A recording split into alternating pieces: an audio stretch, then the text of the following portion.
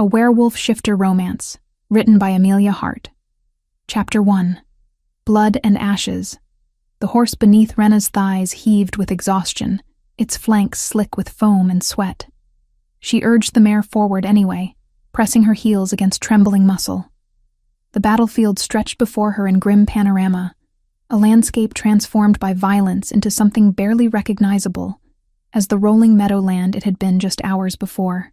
Bodies lay scattered across trampled earth like discarded grain after harvest. Some wore the crimson and silver of the Alpha King's forces, others the muted grays and blacks of the northern rebels. The distinction hardly mattered to the dead. Smoke rose in lazy spirals from burning supply wagons, carrying the acrid stench of charred wood and something far worse that Rena refused to name. She was 27 years old, a healer who had seen more than her share of death, but this carnage made her stomach twist. Not because of the gore, though there was plenty of that, because she recognized this place. 3 years ago, she had ridden through these very meadows on her way to the capital, young and hopeful and utterly ignorant of what awaited her. The messenger who had found her 2 days ago in the remote village where she now made her living had been frantic. The Alpha King needs a healer. Battle with the northern rebels. Critical injuries. Please, you must come. Rena should have refused. She had sworn 3 years ago that she would never use her gifts for royalty again. Not after what happened at the capital. Not after Calder Ironheart, Alpha King of all the shifter territories, had rejected their mate bond in front of his entire court. But the messenger had been desperate, and despite everything, Rena was still a healer. She had packed her supplies, told the village elder she would return within the week, and ridden hard through 2 nights to reach the battlefield. Now, as her mare picked its way through the devastation, Rena felt something stir deep in her chest. A pull, subtle but insistent. The mate bond that had never truly broken, only been forced into dormancy by Calder's formal rejection. It whispered to her now, tugging at her awareness with increasing urgency. He was here. Somewhere in this mess of dying men and abandoned weapons, Calder Ironheart lay bleeding. "Move!" she commanded her horse, her voice hoarse from 2 days of hard riding. The mare obeyed, stepping carefully around a fallen banner bearing the king's wolf sigil. Wounded soldiers called out to her as she passed. "Healer, please, my leg." "Sister, help me. I'm bleeding. I can't stop the bleeding." Rena hardened her heart and rode past them all. She could feel Calder's life force dimming with each passing moment, the mate bond broadcasting his distress directly into her soul. Her Omega instincts screamed at her to find him, to protect him, to save him. It did not matter that he had chosen political alliance over true love. It did not matter that he had humiliated her before hundreds of witnesses. The bond cared nothing for wounded pride or broken hearts. The pull grew stronger as she rode north across the battlefield. Her heightened senses, sharper than any human's, caught the scent of blood beneath all the other smells. Not just any blood. His blood. Rich and earthy with an undertone of pine and winter frost. The scent of an alpha in his prime, now tainted with the copper tang of serious injury. Rena found him near the edge of the meadow, where the land rose into a small hillock crowned with ancient standing stones. The tactical part of her mind recognized it immediately as a defensive position. Somewhere Calder would have retreated to make a stand. He was propped against one of the stones, his dark brown hair matted with sweat and blood, his usually immaculate beard crusted with dirt. One hand pressed against his abdomen, where his armor had been torn open, and something had punched through leather and chainmail to reach the flesh beneath. Blood seeped between his fingers, far too much blood, staining the earth around him black. 2 guards flanked him, both injured but still standing. One Rena recognized immediately. Victor Stonewell, Calder's beta and closest advisor. The other was Tobias Greymont, commander of the king's personal guard. Both men turned at the sound of her approach, hands moving to weapons before recognition dawned. Rena Whitmore. Victor breathed, and the relief in his voice was palpable. "Moon goddess be praised, you came." She dismounted, her legs unsteady after so many hours in the saddle. Up close, the situation was worse than she had feared. Calder's skin had taken on a grayish pallor beneath its natural tan. His breathing came in shallow gasps. His eyes were closed, his body trembling with the effort of simply staying conscious. Tobias stepped forward, his expression desperate. "Can you help him? We sent for the royal physicians, but they're hours away and he's—" His voice cracked. "He's fading." Rena walked past both men without answering. She stood over Calder, studying him with a healer's dispassionate eye, even as her heart hammered against her ribs. Part of her, the part that had spent 3 years nursing wounded pride and shattered dreams, wanted to turn around and leave, to let him feel a fraction of the abandonment she had experienced. But that was a small, petty part. The larger part, the one that had trained under master healers since childhood, catalogued his injuries with growing alarm. The wound in his abdomen was deep, likely perforating organs. His pulse was thread and rapid. Blood loss was severe. Without immediate intervention, he would die within the hour. "We can pay," Victor said urgently. "Gold, land, title. Name your price, Rena. Just save him." She knelt beside Calder, setting down her healer's pack. "Be quiet," she said, not unkindly. Her hands hovered over the wound, not quite touching. She could feel the damage through her omega senses, the torn flesh and ruptured organs screaming for attention. "Lady Genevieve," Victor continued, unable to help himself. "The woman he married for political alliance. She betrayed him. This was an ambush, not a fair battle. She conspired with the northern rebels, told them exactly when and where our forces would be weakest." That made Rena pause. Lady Genevieve, the high-born daughter of a powerful regional alpha. The woman Calder had chosen over his true mate. The reason for 3 years of exile and heartbreak. "She's already been taken into custody," Tobias added grimly. "Caught trying to flee with her rebel lover. She'll face the executioner's blade for this." Rena looked down at Calder's face. Even unconscious and dying, he was handsome. Strong jaw hidden beneath that full beard, high cheekbones, a nose that had been broken at least once. She remembered the first time she had seen him, 4 years ago, when she had arrived at the capital as a promising young healer. He had been inspecting new members of his court, and his amber eyes had locked with her green ones across a crowded hall.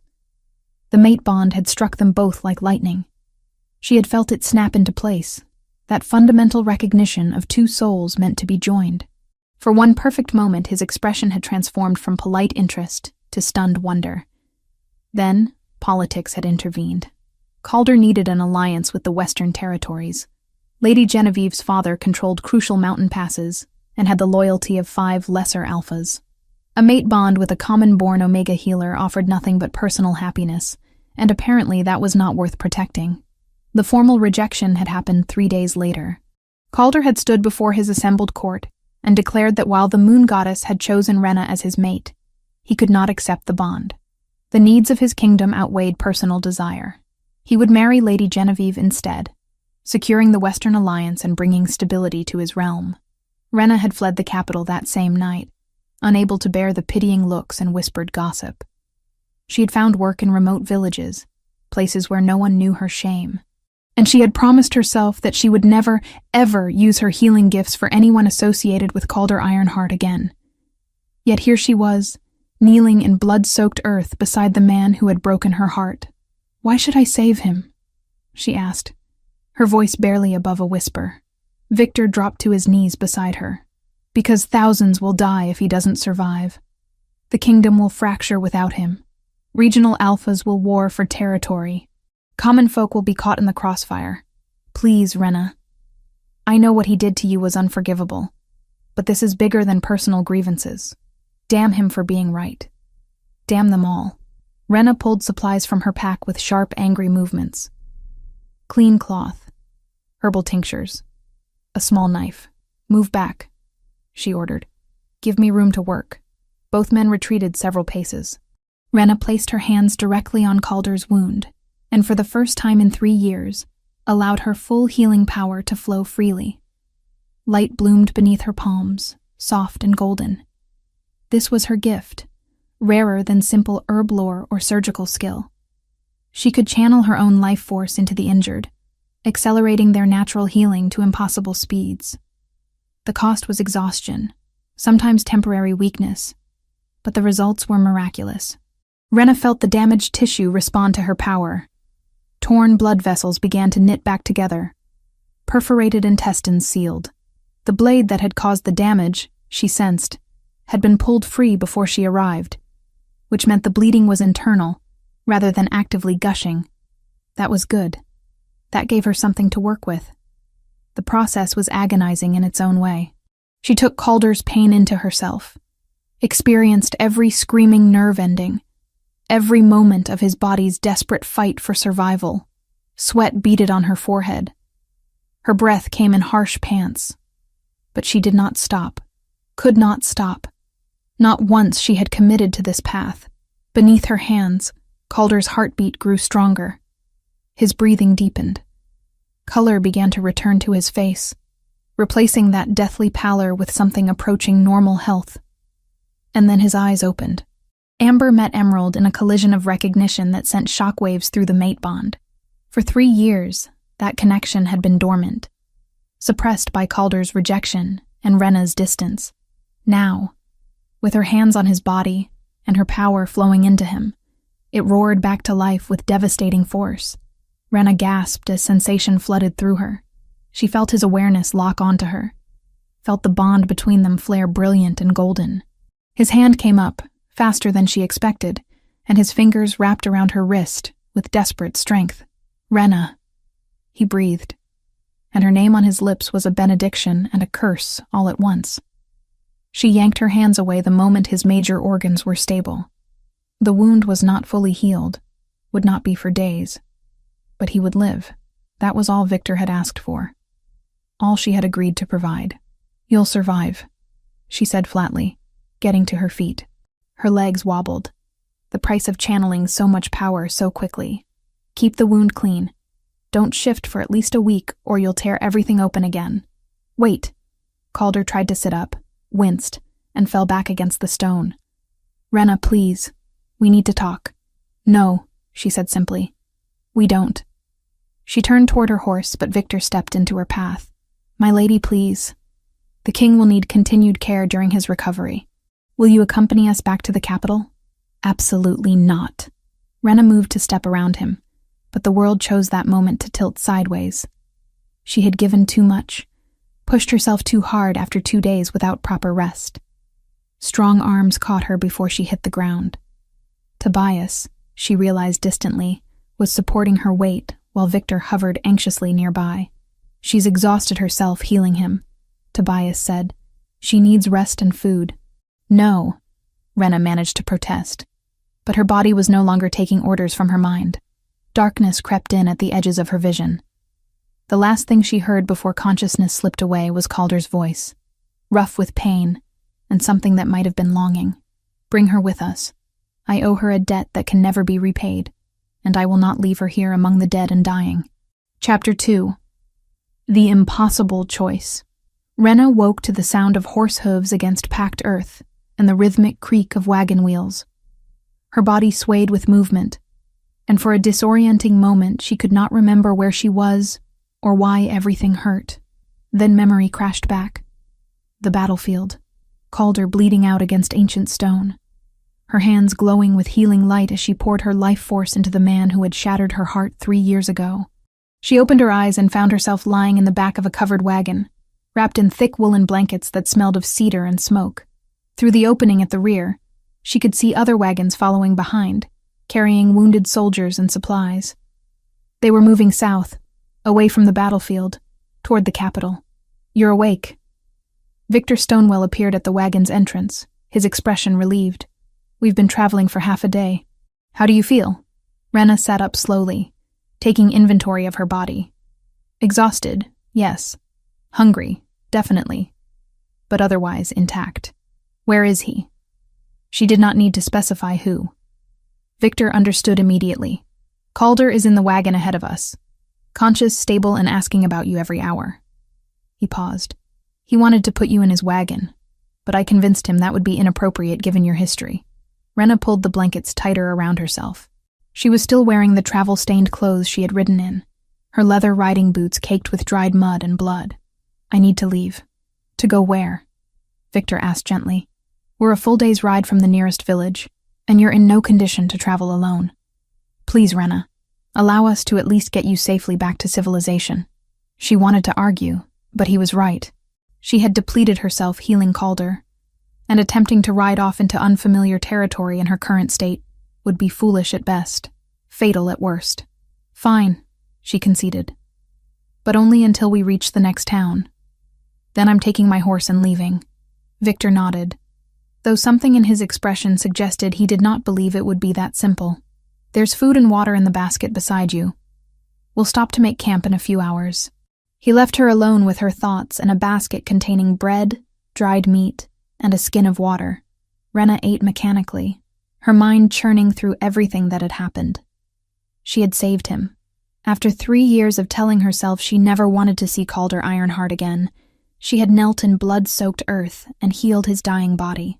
The mate bond that should have been broken had proven itself very much alive, pulling her to him with irresistible force. And now she was trapped in a convoy heading toward the capital, the place of her greatest humiliation. The wagon jerked to a sudden stop. Rena heard raised voices outside, followed by the distinctive sound of steel being drawn from sheaths. She grabbed the edge of the wagon and pulled herself to the opening. The convoy had halted on a narrow stretch of road that wound through dense forest. Soldiers formed a defensive perimeter around the wagons, weapons drawn and ready. Victor stood near the front wagon, his posture tense, and there, climbing down from his wagon despite his injuries, was Calder. He moved carefully, one hand pressed against the bandages wrapped around his torso, but he moved. The wound that should have kept him flat on his back for days was healing with supernatural speed, testament to the power Rena had channeled into him. What's happening? Rena called to the nearest soldier. The man glanced back at her. Possible ambush, my lady. Stay in the wagon. But Rena could already sense what was coming. Her Omega instincts, attuned to pack dynamics and territorial boundaries, screamed warnings. They were being watched, hunted. A figure emerged from the tree line, then another. Within moments, 24 armed men stood visible among the shadows, all wearing the gray and black of the northern rebels. Alpha King, one of them called out. We heard you survived the battle. Lady Genevieve will be disappointed. Calder's voice carried across the clearing, steady despite his injuries. Lady Genevieve is already in chains awaiting her execution. Surrender now and you'll be shown mercy. Continue this rebellion and you'll share her fate. The rebel leader laughed. Mercy? From the king who rejects his own mate for political gain? From the ruler who cares more about alliances than the sacred bonds the moon goddess creates? You're a disgrace to all shifters, Ironheart. Rena felt those words like physical blows. Because they were true, weren't they? Calder had chosen politics over their bond, had deemed her unworthy of consideration. You don't know what you're talking about, Calder said, and there was an edge of anger in his voice that Rena had never heard before. Don't I? Everyone knows you rejected your true mate. Omega healer, common-born, no political value.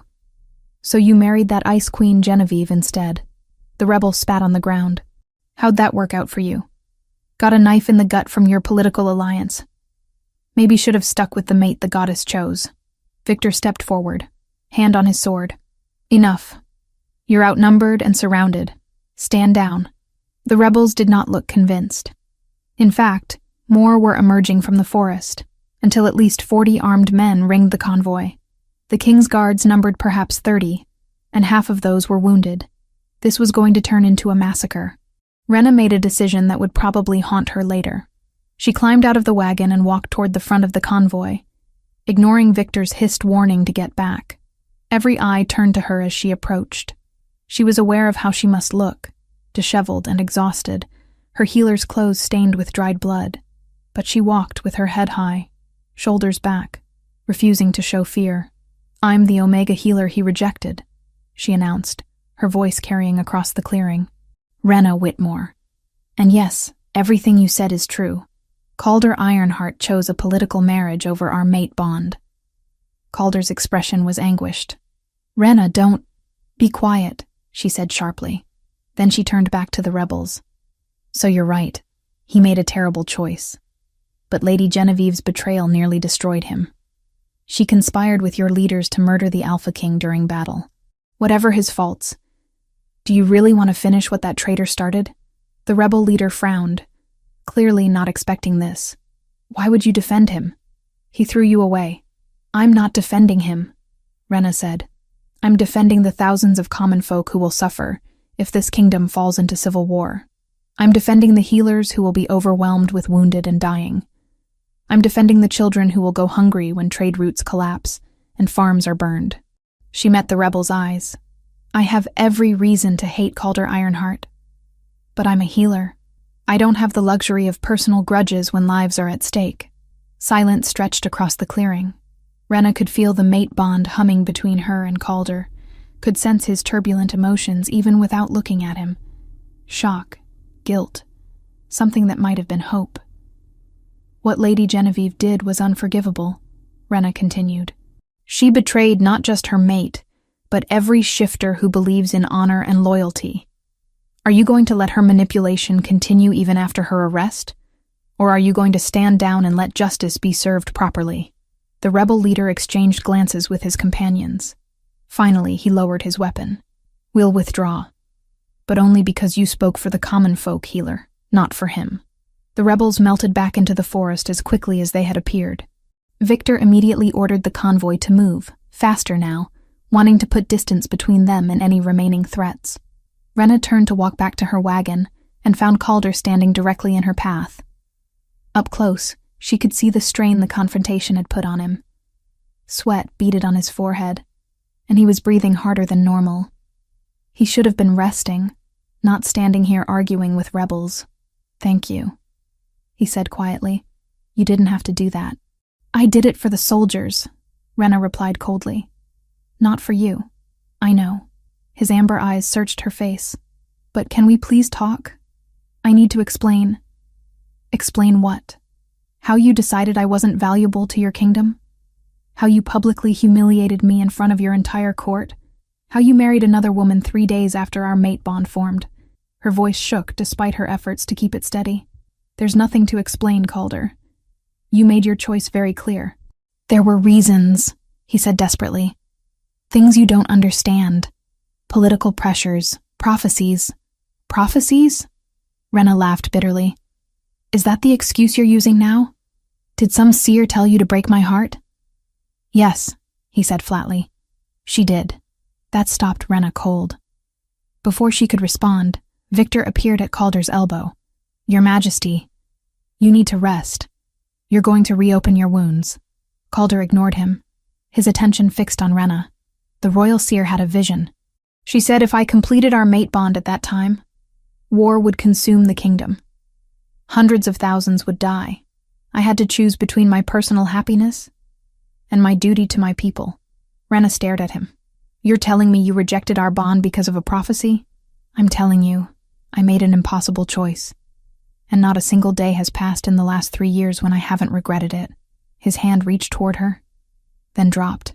"I should have told you, should have explained. But I was trying to protect you from being targeted by those who opposed our bond. I thought if I made the rejection public and cruel, you'd be safe from political machinations." "Safe?" Rena's voice rose. "I fled the capital in shame. I've spent 3 years hiding in remote villages, because I couldn't face anyone who knew what happened. How was any of that keeping me safe? I know. I failed you in every way that mattered." Calder swayed slightly, and Victor moved to support him. "But I never stopped thinking about you. Never stopped hoping that somehow, someday, I could make this right." "You can't," Rena said. "Some things, once broken, can't be fixed." She turned and walked back to her wagon, leaving Calder standing in the middle of the road with Victor's hand on his shoulder and defeat written across his face. Inside the wagon, Rena wrapped herself in blankets and tried to calm her racing heart. A prophecy. He claimed he rejected their bond because of a prophecy. Was that supposed to make it better? Was she supposed to forgive him because he had thrown her away for the greater good? The worst part was that she could see the logic. If the choice truly had been between their happiness and the lives of thousands, what else could an Alpha King do? But he should have trusted her with the truth. Should have given her the chance to face that impossible decision together instead of making it alone and leaving her to pick up the pieces of her shattered life. The convoy traveled through the afternoon and into evening before making camp. Rena stayed in her wagon, declining offers of food and company. She needed time alone to process everything that had happened. But solitude proved impossible to maintain. As darkness fell, Tobias Greymont appeared at her wagon. "Lady Rena, the king requests your presence. Just for a moment. Tell him I'm resting." He suspected you'd say that. Tobias looked uncomfortable. "He asked me to tell you that Lady Genevieve's confession has been formally recorded. He thought you might want to hear what she said." That got Rena's attention. She climbed out of the wagon and followed Tobias through the camp. Soldiers nodded respectfully as she passed, which was strange. She was nobody important, just a healer who happened to be caught up in royal drama. But then she remembered her speech to the rebels. Maybe word had spread about the Omega who defended the king, despite having every reason not to. Calder's tent was larger than the others, but still military sparse. He sat on a camp stool near a brazier, illuminated by firelight. He had changed into clean clothes, and someone had helped him wash the dirt and blood from his face and beard. He looked almost like the man she remembered from 3 years ago, before everything fell apart. Victor stood beside him, along with 2 scribes who carried leather-bound journals. "Thank you for coming," Calder said when she entered. "I know you'd rather be anywhere else." "What did Genevieve say?" Rena asked, skipping pleasantries.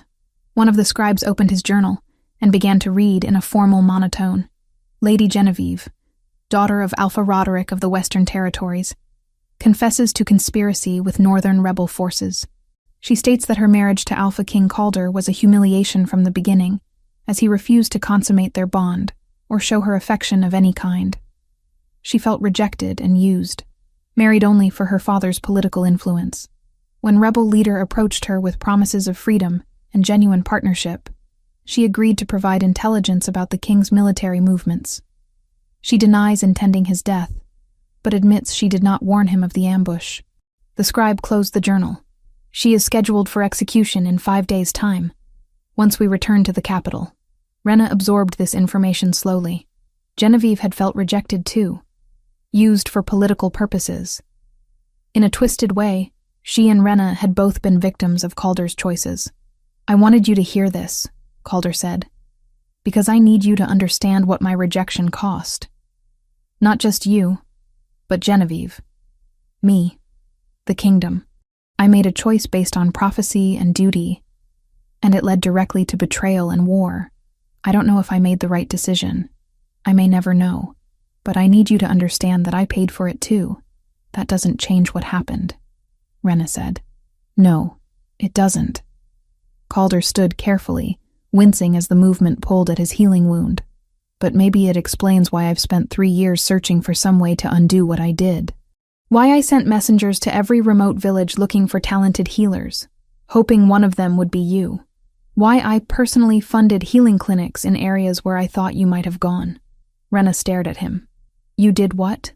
"I couldn't complete our bond, but I could make sure you were safe, protected. I had reports sent monthly about your activities. I knew you were working in the northern villages. I knew you were well regarded and respected." He took a careful step toward her. "I know it doesn't make up for what I did. Nothing could. But I never forgot you, Rena. Never stopped caring what happened to you." She did not know what to say to that.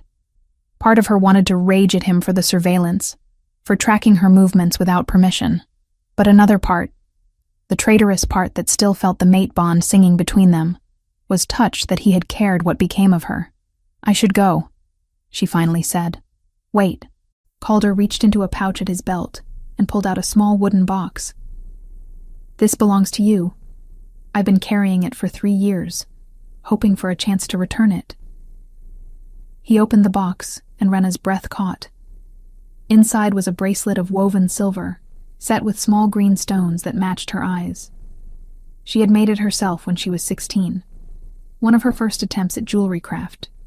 She had worn it the day she met Calder, and lost it somewhere in the capital during her hasty departure. "You kept this," she whispered. "It was all I had of you," he said simply.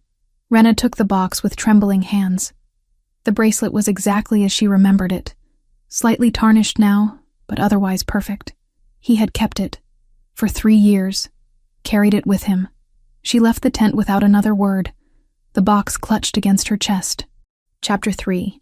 Prisoner of Memory. 5 days of travel brought them to Iron Keep, the sprawling capital city that served as seat of power for all shifter territories. Rena watched from her wagon as stone walls rose into view, towers flying banners that snapped in the autumn wind. The last time she had seen these walls, she had been fleeing in the middle of the night with tears streaming down her face. Now she was returning as what? A healer who had saved the king's life? The rejected mate who could not quite bring herself to leave? She did not know anymore. The convoy passed through gates manned by guards who saluted as Calder's wagon rolled by. Citizens lined the streets, cheering the return of their Alpha King. Word had clearly spread about the battle, about his near death and miraculous survival. Rena kept herself hidden behind the wagon's curtains, unwilling to face the curious stares. They arrived at the royal fortress as sunset painted the sky in shades of amber and rose. The fortress was even more imposing than Rena remembered. All dark stone and soaring architecture designed to project strength and permanence. Servants rushed out to help the wounded soldiers, to unload supplies, to attend to the king. Victor appeared at Rena's wagon. "I've had rooms prepared for you in the East Wing. They're comfortable, Private. You'll have everything you need."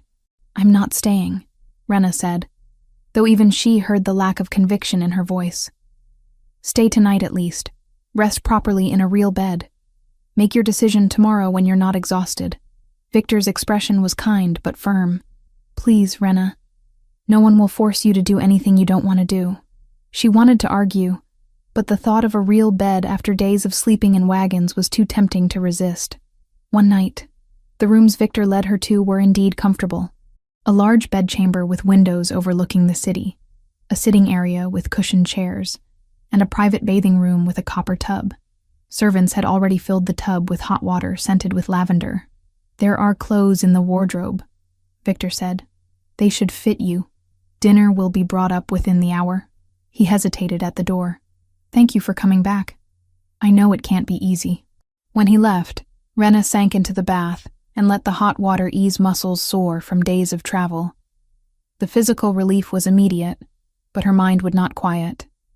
She was back in the place of her greatest humiliation, sleeping in rooms that were undoubtedly being watched, probably by order of the king himself. She should leave. First thing in the morning, she should take her horse and ride out of this city and never look back. But the mate bond hummed in her chest, a constant reminder that Calder was somewhere in this fortress, healing, resting, thinking about her just as she was thinking about him. The connection they shared had survived 3 years of separation and deliberate suppression. It was not going to disappear just because she wanted it to. After her bath, Rena found the wardrobe filled with simple but well-made dresses in earth tones that would suit a healer. Someone had put thought into this, making sure the clothes were practical rather than court finery. She chose a green wool dress that brought out her eyes and braided her damp hair. Dinner arrived as promised, carried by a young servant girl who set out dishes on the small table by the window. Roasted chicken, fresh bread, autumn vegetables, and mulled wine. Far better fare than Rena had eaten in months. "Is there anything else you need, my lady?" the girl asked shyly. "I'm not a lady," Rena corrected gently. "Just a healer." "You're the one who saved the king's life," the girl said. "Everyone's talking about it. They say you rode through a battlefield alone and healed him when he was dying. They say you faced down rebels who wanted to kill us all." Rena did not know what to say to that. It was nothing any healer wouldn't have done, but you did it for him. Even after... The girl trailed off, clearly aware she was treading on dangerous ground. "Even after he rejected me?" Rena supplied. "Yes, even after that." The girl left looking impressed, which was absurd. Rena had not done anything heroic. She had simply been unable to walk away from someone who needed help, even if that someone had broken her heart. She was finishing her meal when someone knocked on the door. Rena opened it to find an elderly man with silver hair pulled back in a neat queue. He wore healer's robes marked with the royal seal, and his gray eyes studied her with interest. "Rena Whitmore," he said. "I thought I recognized the name when Victor told me you'd returned. You trained under Healer Aldrich in the eastern provinces, didn't you?" Recognition sparked. Master Finian? I didn't know you were still at court. Where else would I be? Someone has to keep the royals from killing themselves with their political games. He smiled, but there was sadness in it. May I come in? I promise this isn't an official visit. I simply wanted to see how one of Aldrich's best students was faring. Rena stepped aside to let him enter. Finian had been a fixture at court 3 years ago, the royal physician whose knowledge of healing was legendary.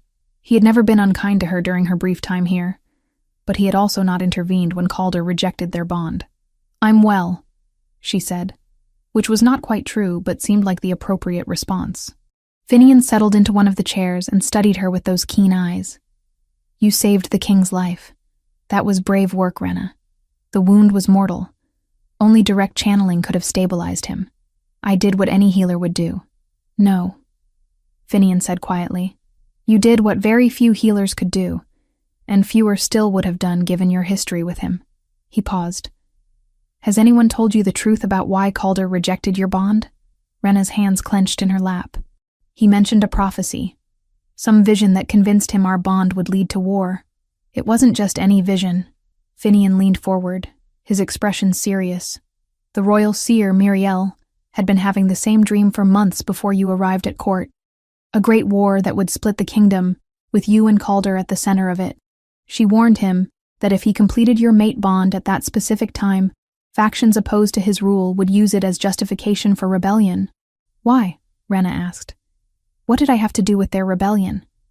You were common-born, an Omega with no political connections. To the old guard nobles, you represented everything they feared about Calder's rule. He had been making changes, giving more voice to common shifters, reducing the power of the noble houses. They hated it. When they learned his true mate was an Omega without noble blood, they saw their chance. Finian stood and walked to the window, gazing out at the city below. Representatives from 5 different noble houses came to Calder the day after your bond formed. They told him in no uncertain terms that if he completed the bond with you, they would withdraw their support. Their armies would march on the capital. Blood would be spilled on a scale not seen in generations. Rena felt ice spreading through her chest. So he chose to keep their support instead. He chose to prevent a war that would have killed hundreds of thousands of shifters. Finian turned back to face her. Was it the right choice? I honestly don't know, but I do know that he didn't make it lightly. I was there when Miriel gave him her final prophecy. She said that if he rejected you publicly and cruelly, making it clear that the bond meant nothing to him, the nobles would be satisfied. You would be safe from their political machinations, and the kingdom would remain stable. Safe? Rena's voice shook. I fled the capital in shame. I've been hiding for 3 years, and in that time, no noble has bothered you. No political faction has tried to use you as a pawn. You've been able to live and work in peace, even if that peace came at the cost of your happiness. Finian's expression was compassionate. I'm not saying Calder was right to choose as he did. I'm saying the choice he faced was impossible. Duty to his kingdom, or duty to his mate. Both sacred, both demanding, both tearing him apart. Rena sank into a chair, her legs suddenly unable to support her weight. Everything she thought she understood about that terrible day was shifting, reforming into new patterns. He should have told me, she said. Should have trusted me with the truth. Perhaps. But would you have accepted it? Would you have been able to stand in that throne room and let him humiliate you, knowing it was all theater designed to protect you? Finian shook his head. Your pain had to be real for the deception to work. The nobles had to believe you meant nothing to him. A knock at the door interrupted them. Victor entered without waiting for permission, his expression urgent. Master Finian, Rena. You need to come quickly. There's been an attack. They followed Victor through corridors lit by torches, their footsteps echoing on stone floors. Guards ran past them, weapons drawn. The fortress was on high alert, every soldier mobilized. Victor led them to Calder's private chambers. The doors hung open, splintered, as if something heavy had struck them. Inside, furniture was overturned, tapestries torn from walls. Signs of a violent struggle marked every surface, and in the center of the chaos, 3 bodies lay on the floor, assassins by their dark clothing and drawn weapons. All three were dead, killed by precise strikes that spoke of trained combat. Calder stood over them, breathing hard, dressed only in sleeping clothes with a sword in his hand. Blood seeped through the bandages wrapped around his torso. He had reopened his wound, fighting off the attackers. Tobias Greymont knelt beside one of the bodies, examining something. They're wearing the gray of the northern rebels. This was organized, not a random attack. How did they get into the fortress? Victor demanded. Someone let them in, Calder said flatly. Someone with access to my private chambers. His amber eyes found Rena's across the room, and something in his expression made her breath catch. Not suspicion, but fear. Fear for her. You're injured again, she said, moving toward him before she could think better of it. It's nothing, Calder said, but he swayed slightly as he spoke. It's not nothing. Rena pushed past guards and debris to reach him. Sit down before you fall down. For once, he obeyed without argument, sinking into a chair that had somehow remained upright during the fight. Rena pulled away his blood-soaked bandages and examined the wound beneath. Just as she feared, several of the sutures had torn open. The healing she had accomplished on the battlefield was being undone by his stubborn refusal to rest. I need supplies, she said to Finian, who had followed her into the room. Already here. The old healer produced a bag from seemingly nowhere and began laying out materials. I learned long ago to carry everything I might need in this fortress. Someone's always getting injured doing something foolish. Working together, they cleaned and restitched the torn wound. Calder remained silent throughout, though his jaw was clenched tight against pain. When they finished, Rena placed her hands directly on his abdomen and channeled healing energy into the damaged tissue. Not as much as before, just to accelerate the initial stages of recovery. The mate bond flared between them, golden and warm. In this moment, with her hands on his body and her power flowing into him, she could feel everything he felt. The physical pain of his injuries, the emotional turmoil of the attack, and beneath it all, an overwhelming sense of relief that she was here, that she was safe, that she had not been harmed. When she pulled her hands away, Calder caught her wrist gently. Thank you, he said quietly. Again, you need to stop getting injured, Rena replied, but there was no heat in it. I'm not going to keep healing you if you insist on fighting assassins in your sleeping clothes. A ghost of a smile crossed his face. I'll try to remember that. Victor cleared his throat. Your Majesty, we need to discuss security. If assassins can reach your private chambers, nowhere in the fortress is safe. I know. Calder released Rena's wrist reluctantly. Double the guards on all entrances. Question everyone who had access to this wing tonight. Find out who helped those men get inside. And Rena? Tobias asked. The rebels know she's here. They might target her next. Move her to the secured wing, Calder ordered. Post guards outside her door. No one enters without clearance from Victor or myself. I'm not a prisoner, Rena protested. No, Calder agreed. But you are under my protection, whether you want to be or not. Those men came here to kill me. If they knew you were the one who saved my life, they might come for you next. The thought had not occurred to Rena, but now that it had been voiced, the danger was obvious. She had made herself a target by healing the king. The rebels who wanted Calder dead would see her as an obstacle to their goals. Fine, she conceded, but I'm not staying in some windowless cell. The secured wing has perfectly nice rooms, Victor assured her. You'll be comfortable, I promise. They escorted her to new chambers in a different part of the fortress, one with guard posts at every corner and magical wards inscribed on the doors. The rooms were indeed comfortable, though smaller than the previous ones, but they felt safer, which Rena had to admit mattered more than luxury at the moment. After everyone had left except for the 2 guards posted outside her door, Rena sat on the bed and tried to process everything that had happened. Finian's revelation about the prophecy and the noble's threats, the attack on Calder's chambers, the way he had looked at her with such relief when he realized she was unharmed. She pulled the wooden box containing her bracelet from her bag and opened it. The silver gleamed in the lamplight, green stones catching and reflecting the flame. 3 years he had carried this. 3 years of remembering her, thinking about her, regretting his choice. Maybe that did not fix what he had broken. Maybe it never could. But it meant something that he had tried. Chapter 4. Truth and Fire. Rena woke to shouting in the corridors. She bolted upright, heart hammering, as the sounds of running feet echoed beyond her door. For a confused moment she thought another attack was underway, that assassins had breached the secured wing. Then she heard Victor's voice, raised in command. Search every room. Check the servants' quarters. Someone helped those assassins last night, and they're still in this fortress. She dressed quickly in a practical brown dress and opened her door to find the 2 guards still at their posts, though both looked tense. What's happening? Investigation, one guard said. The king ordered a full sweep of the fortress. We're looking for traitors. Rena's stomach twisted.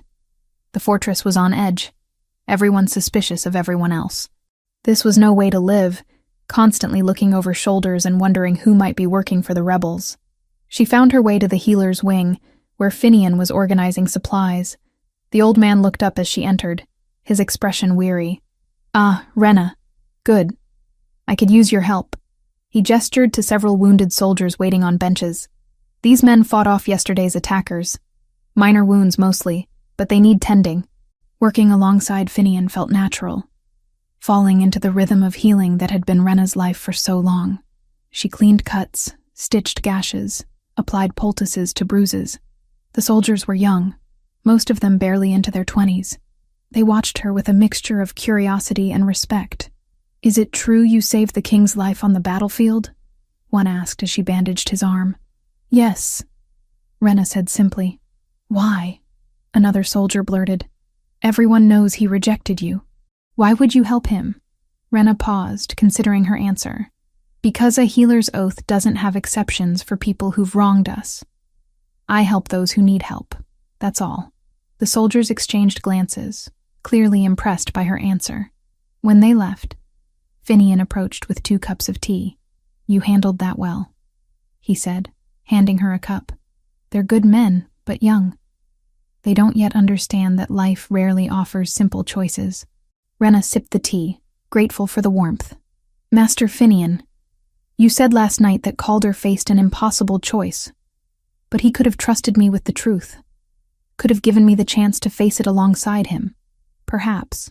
Finian settled onto a bench. But consider what that would have meant. You would have had to stand in that throne room, knowing the rejection was theater, and still feel the pain of it. Could you have acted convincingly when every instinct screamed to reveal the truth? I don't know, Rena admitted. But at least I would have known. At least I wouldn't have spent 3 years thinking I meant nothing to him. Fair, Finian acknowledged. Though I will say this. Calder has been miserable every day since you left. He threw himself into ruling, into making changes that would benefit common shifters, almost as if he was trying to prove that your sacrifice meant something. Before Rena could respond, the door burst open and Tobias Greymont strode in, his expression grim. Rena, you need to come with me. The king requires your presence immediately. Something in his tone made her set down her tea and follow without argument. Tobias led her through corridors to a part of the fortress she had never seen before, down stone steps into what appeared to be a dungeon level. The air here was cold and damp, smelling of mold and old stone. They stopped before a heavy wooden door reinforced with iron bands. 2 guards flanked it, and through a small barred window, Rena could see flickering torchlight within. What is this? She asked. The interrogation room, Tobias said quietly. We captured one of the assassins from last night. He's talking. He pushed open the door. Inside, Calder stood with Victor beside a table where a bloodied man sat bound to a chair. The man wore the gray clothing of the northern rebels, but his face was unfamiliar to Rena. Calder looked up as she entered, and something complicated crossed his expression. Rena, I'm sorry to bring you here, but you need to hear this. Hear what? She approached cautiously, her healer's instincts immediately cataloging the prisoner's injuries. Bruised ribs, split lip, swollen eye. Interrogated, not tortured, but the line between them was thin. Tell her what you told us, Calder commanded the prisoner. The man spat blood onto the floor. You're wasting your time. I've already said everything I'm going to say. Then I'll repeat it, Victor said coldly. He turned to Rena. This man was part of a group hired to assassinate the king, but not by the northern rebels.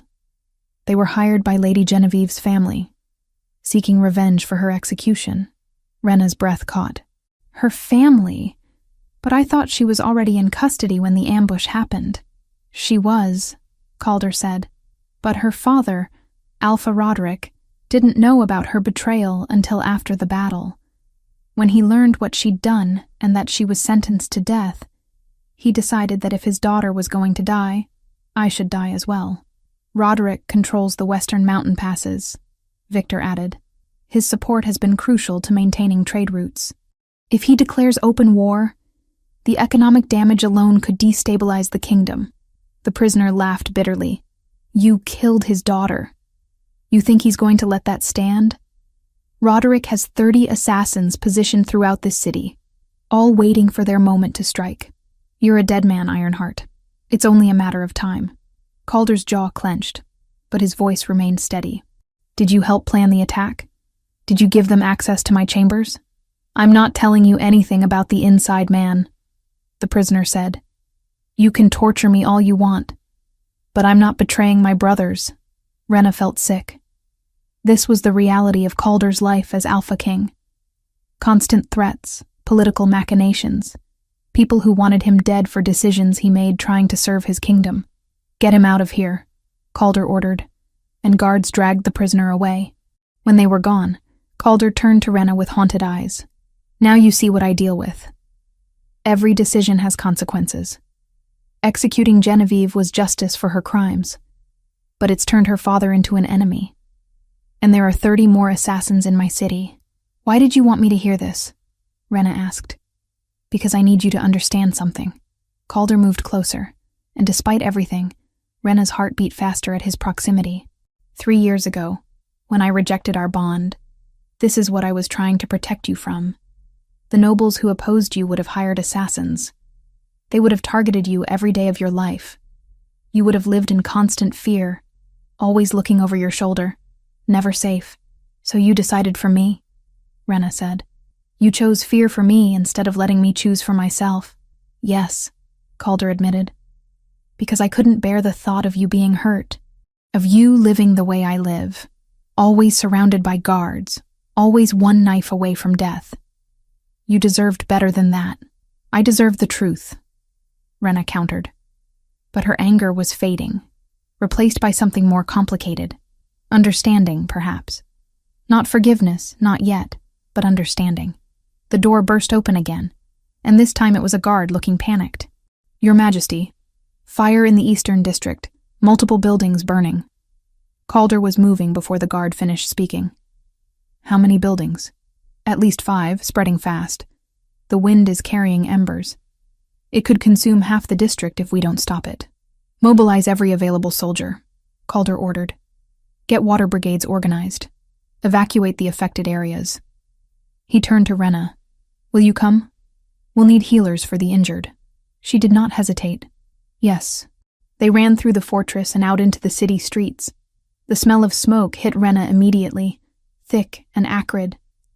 In the distance, orange flames painted the sky, and even from here she could hear people screaming. The Eastern District was chaos.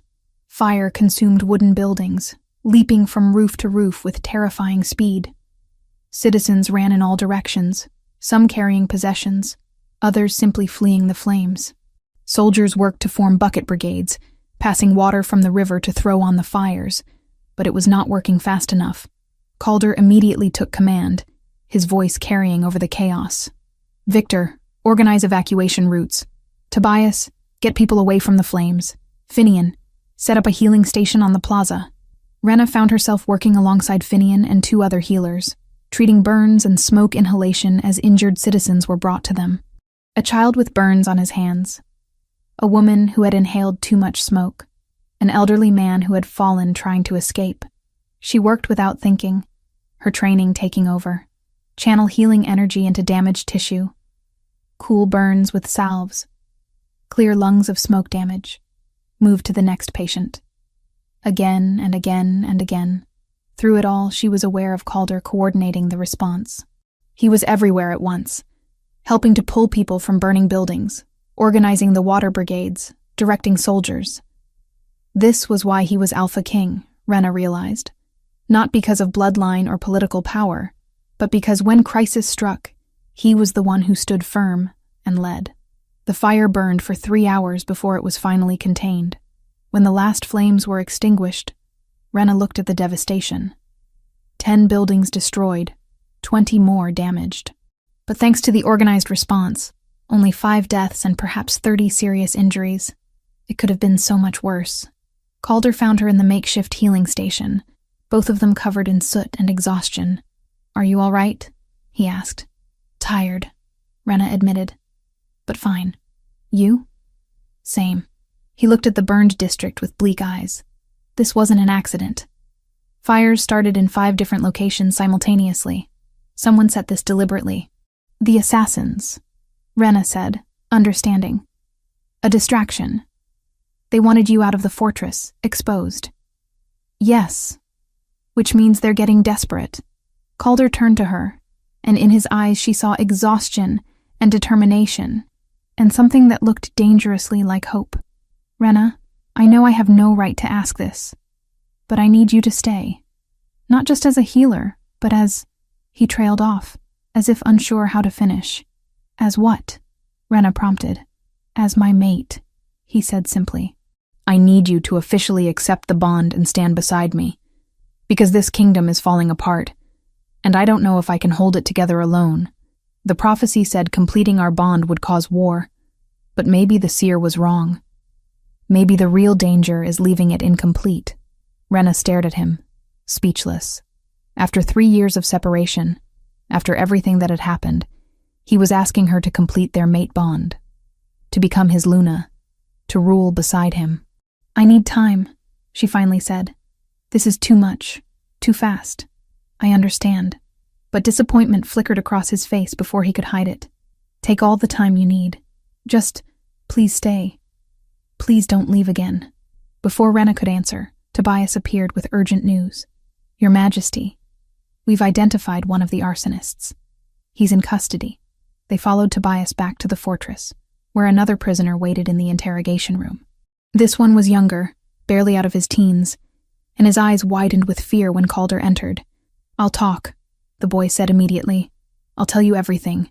Just please don't execute me." "Then talk," Calder said. The story that poured out confirmed their suspicions. Roderick's assassins had set the fires as a distraction, hoping to either kill Calder during the chaos, or at least weaken his position by showing he couldn't protect his own city. More attacks were planned. More fires, more assassinations. A campaign of terror designed to destabilize the kingdom. "And the inside man?" Victor asked. "Who's helping you from within the fortress?" The boy hesitated, then seemed to make a decision. "I don't know his name, but he's high-ranking. Someone with access to the king's private chambers and the security schedules. He's been feeding us information for weeks. A traitor in the inner circle." Rena watched Calder's expression harden as he absorbed this information. "How did you rule when you could not trust your own people?" After the prisoner was removed, Calder stood silent for a long moment. Then he looked at Rena, and in his eyes, she saw the weight of every impossible choice he'd ever made. "This is my life," he said quietly. "Constant threats, political betrayal, never knowing who to trust. And I wanted to spare you from it.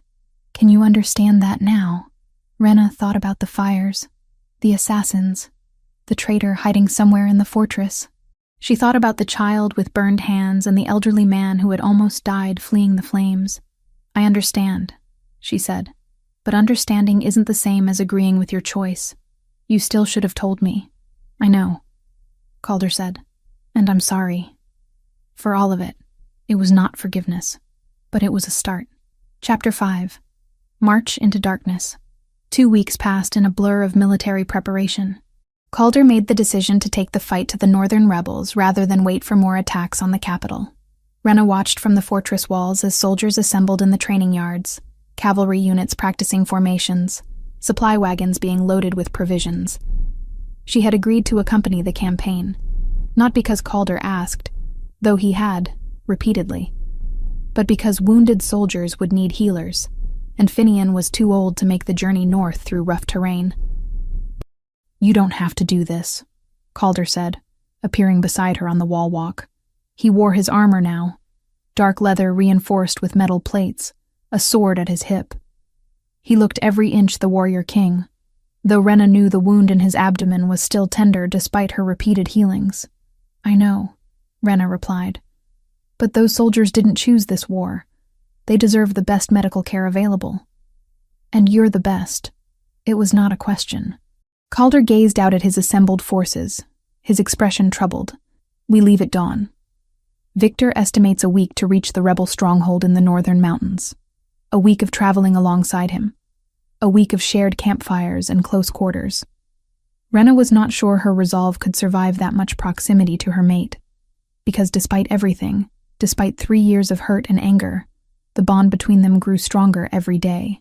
She felt him now, a constant presence at the edge of her awareness, could sense his moods, his worries, his carefully controlled hope that maybe, somehow, they could find their way back to each other. "Calder?" she began, then stopped, unsure what she wanted to say. He looked at her, amber eyes intense. "Yes? Be careful out there. The rebels want you dead. Don't give them an easy target." Something flickered across his face, disappointment that she had not said something else, perhaps. But he masked it quickly. "I'll do my best. Though having you there to patch me up if things go wrong makes me feel considerably better about the odds." "Don't count on it," Rena said, though there was no heat in the words. "One of these days I'm going to let you bleed just to teach you a lesson about taking unnecessary risks." "Fair," Calder said, and his lips quirked in what might have been a smile.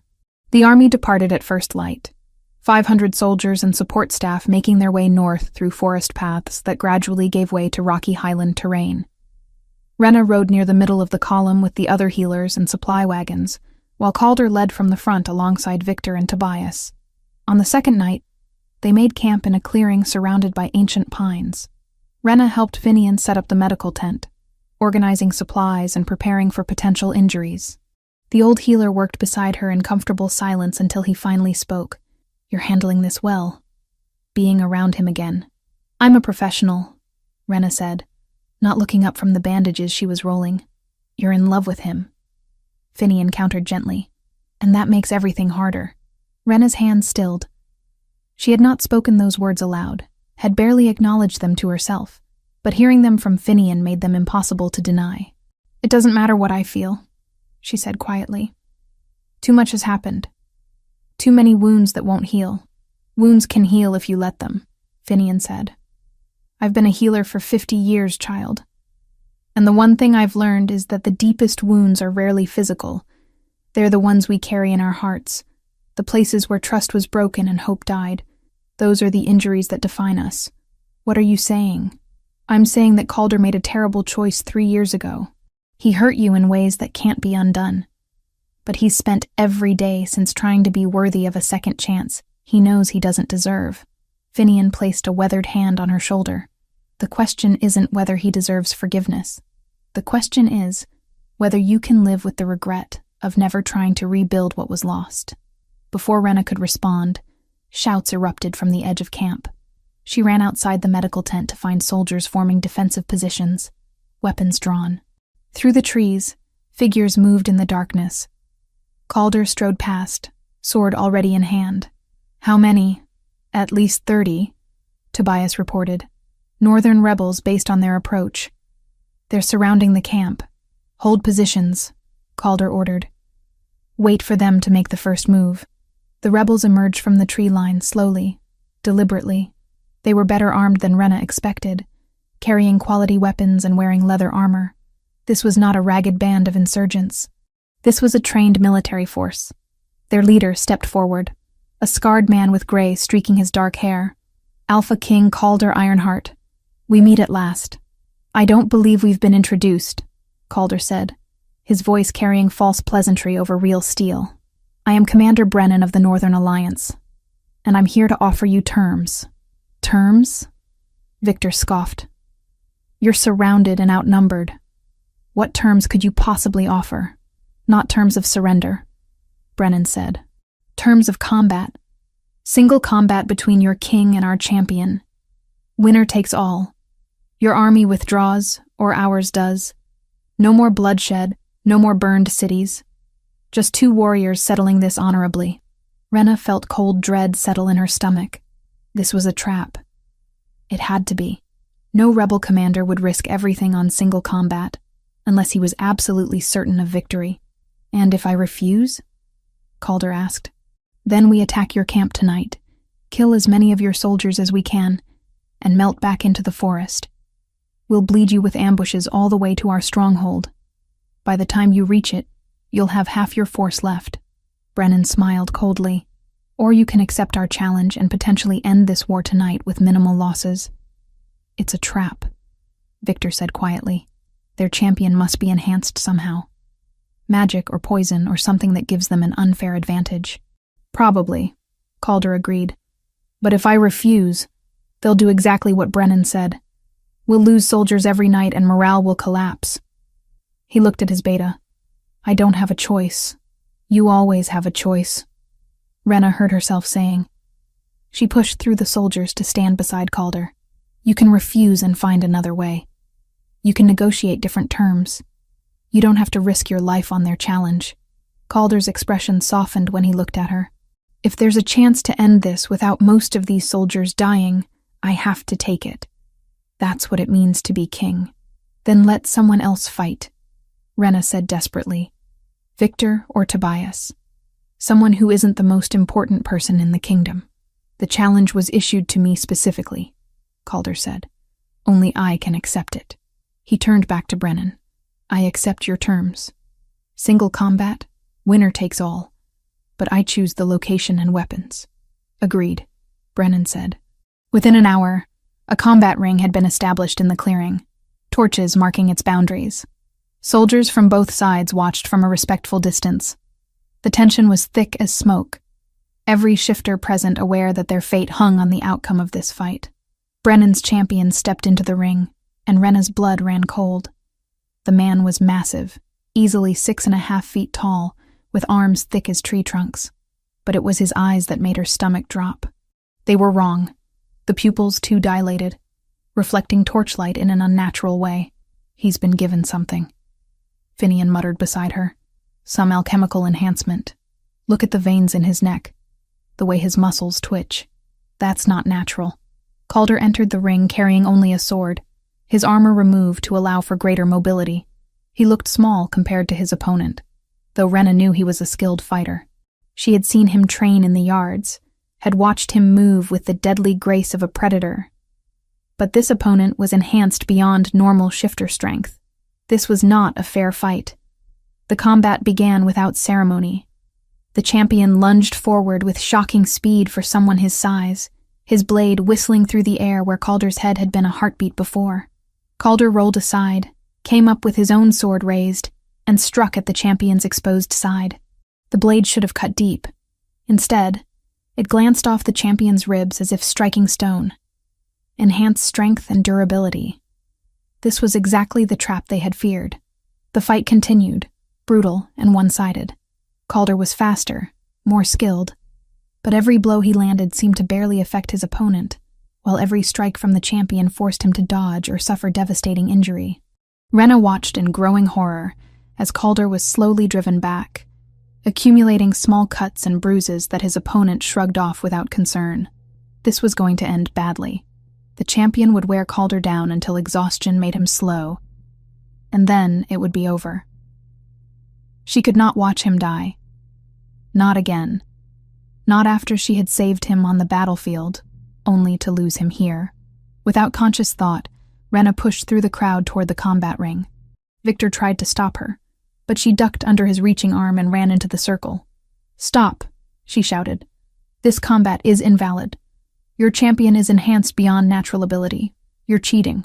Brennan laughed from the sidelines. "There's no rule against alchemical enhancement. Your king accepted the challenge knowing we could use any means at our disposal. Then I invoke the healer's right," Rena said, the words coming to her from old lessons she had barely remembered until this moment. Any combat can be stopped if a healer declares one fighter medically unfit to continue. Calder stared at her, blood running from a cut above his eye. "Rena, don't... You're injured," she said firmly. "Multiple lacerations, possible cracked ribs, signs of exhaustion. I declare you medically unfit to continue this combat." The healer's right was invoked. Finian called from the crowd, his voice carrying authority. "Combat must cease immediately." Brennan's face darkened with fury. "This is an outrage. The king accepted the challenge. And a healer has ended it," Victor said, moving to stand beside Rena. "Those are the ancient laws that govern single combat. You wanted honor? Honor requires following all the rules, not just the ones that benefit you." For a tense moment, it seemed like the rebels might attack anyway. Their hands moved to weapons, and Calder's soldiers responded in kind. The clearing balanced on a knife's edge between negotiation and massacre. Then Tobias stepped forward with information that changed everything. "Commander Brennan, you should know that we captured one of your men 3 days ago. He's been very talkative about your plans. We know about the ambush points you've prepared. We know about your supply caches.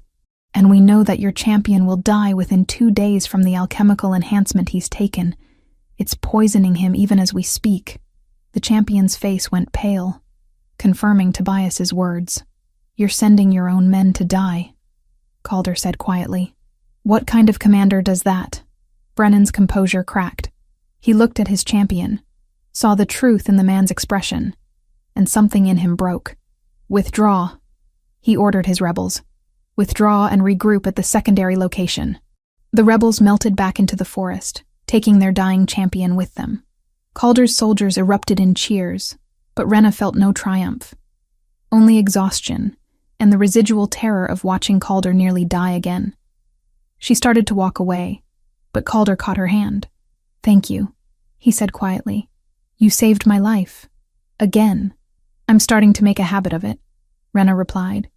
And despite everything, she found herself smiling.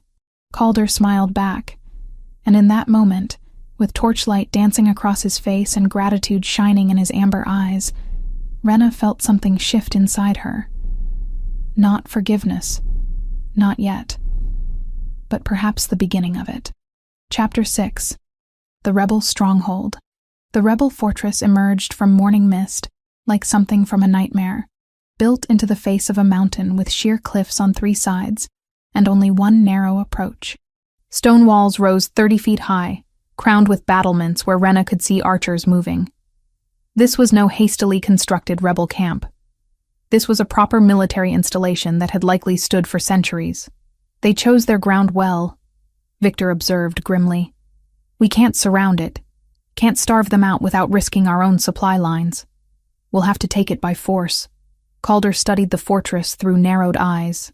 "How many do you estimate?" "At least 300 rebels," Tobias said. "Maybe more. They've been gathering forces here for months, planning this rebellion carefully." Rena stood beside them on the ridge overlooking the fortress, her healer's instincts already calculating the casualties such an assault would produce. Dozens would die, perhaps hundreds. Even with Calder's superior tactics and better-trained soldiers, taking a fortified position was always bloody work. "There has to be another way," she said.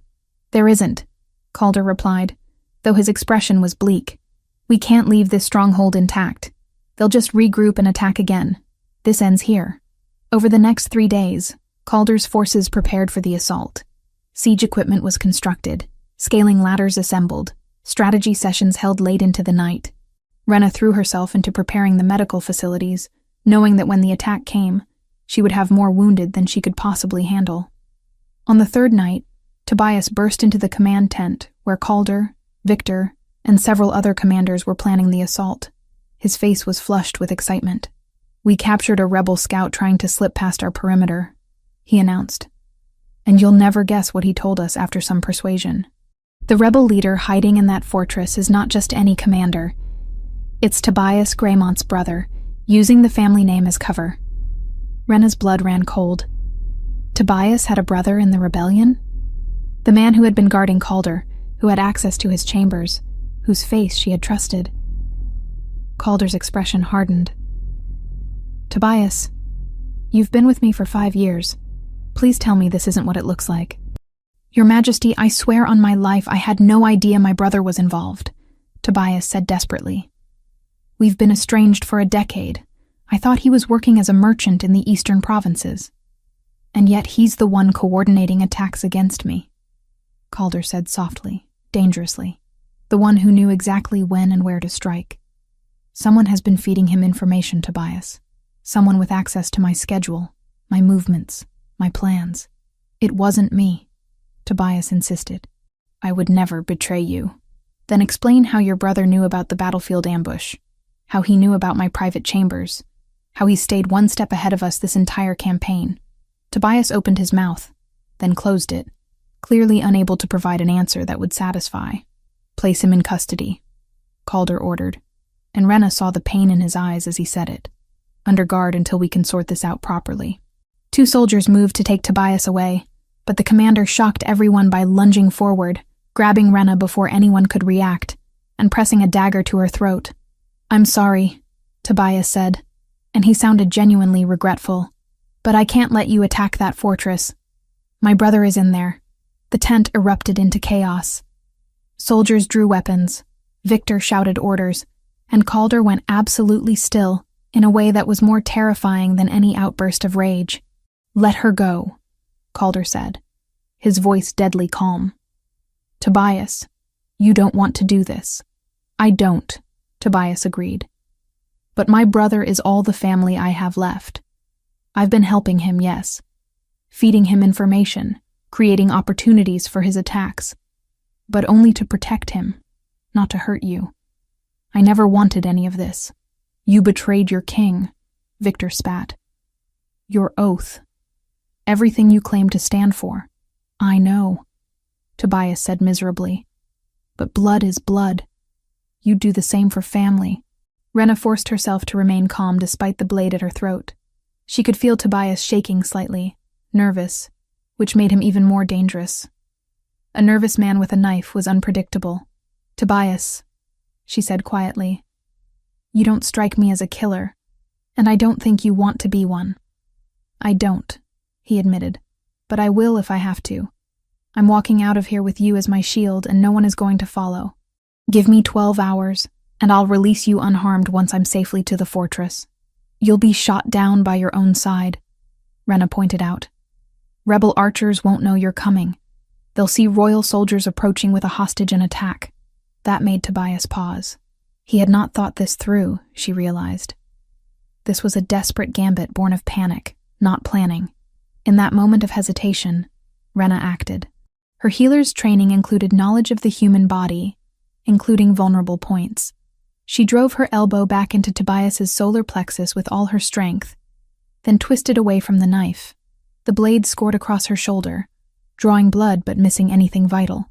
Before Tobias could recover, Calder was on him, moving with the deadly speed of a predator. He disarmed the commander in 2 moves and had him pinned to the ground with a sword at his throat. Give me one reason, Calder snarled, why I shouldn't execute you right now. Because he can get us into that fortress, Rena said, pressing a hand to her bleeding shoulder. He's been feeding his brother information. That means he knows the layout, the defenses, maybe even a way in that avoids the front gate. Calder looked at her, then back at Tobias. Is that true? Tobias sagged in defeat. Yes. There's an old mining tunnel that connects to the fortress cellars. My brother told me about it months ago. It's how he's been moving supplies in without being noticed. And you're going to show us this tunnel, Calder said. It was not a question. If I do, you'll kill my brother, Tobias said. Your brother is a rebel commander who's attacked my forces, burned my cities, and sent assassins to kill me. His death is already certain.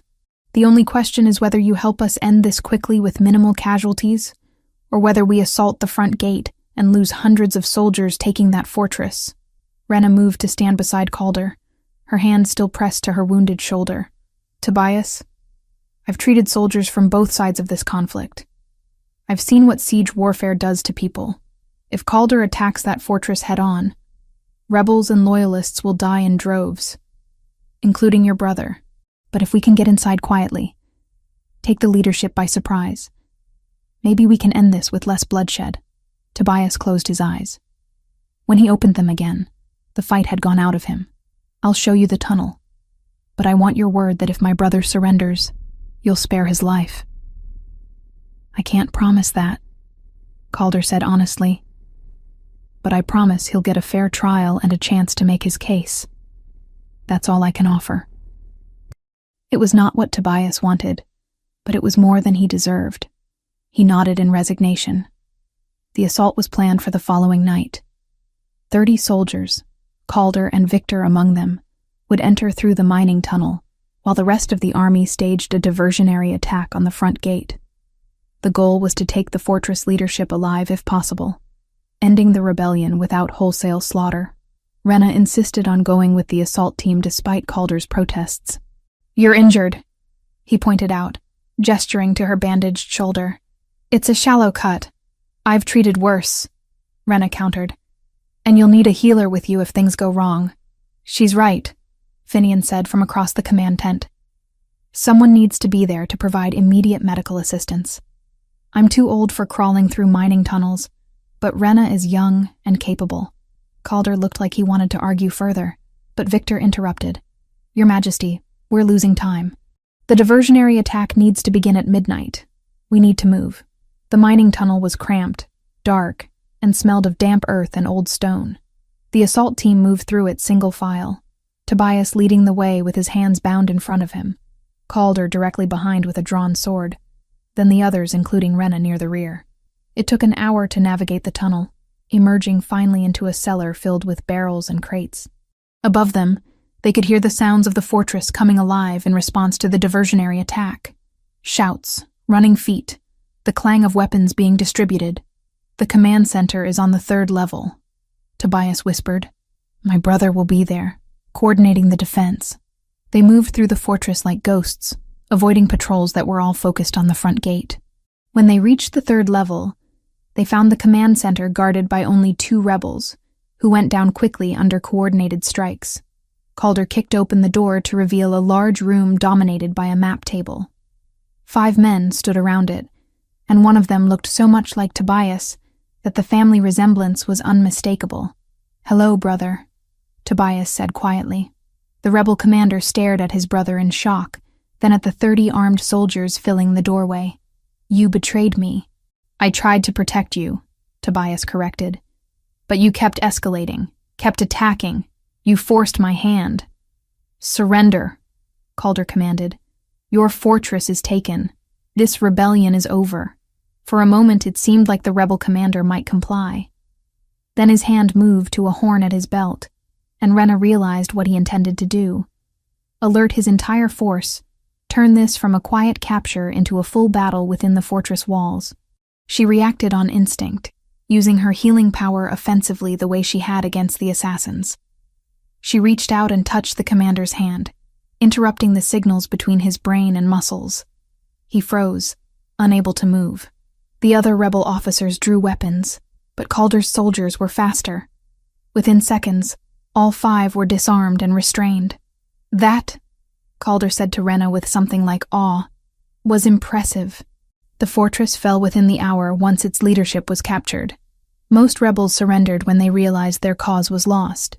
A few tried to fight, and were subdued with minimal casualties. By dawn, the rebel stronghold belonged to Calder, and the Northern Rebellion was effectively broken. Calder ordered the rebel commander, Tobias's brother, and his senior officers taken alive to stand public trial in Ironkeep.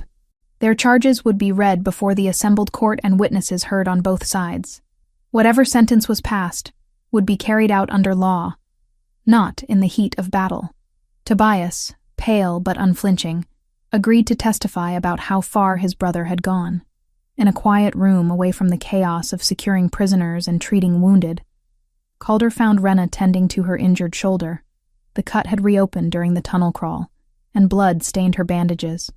"Let me," he said quietly, kneeling beside her with fresh supplies. Rena let him clean and rebandage the wound, acutely aware of how close he was, how gentle his touch. When he finished, he did not immediately pull away. "You keep saving me," he said. "From assassins, from rebels, from my own stubbornness. I don't deserve it." "Probably not," Rena agreed. "But I'm starting to think maybe that's not the point." His amber eyes searched hers. Then what is the point? That we're mates, Rena said simply. And maybe the moon goddess knew what she was doing when she chose us for each other, even if the timing was terrible and the circumstances were worse. Calder's hand came up to cup her face, his thumb brushing across her cheekbone. Does that mean you'll give me another chance? It means, Rena said carefully, that I'm willing to try. One day at a time.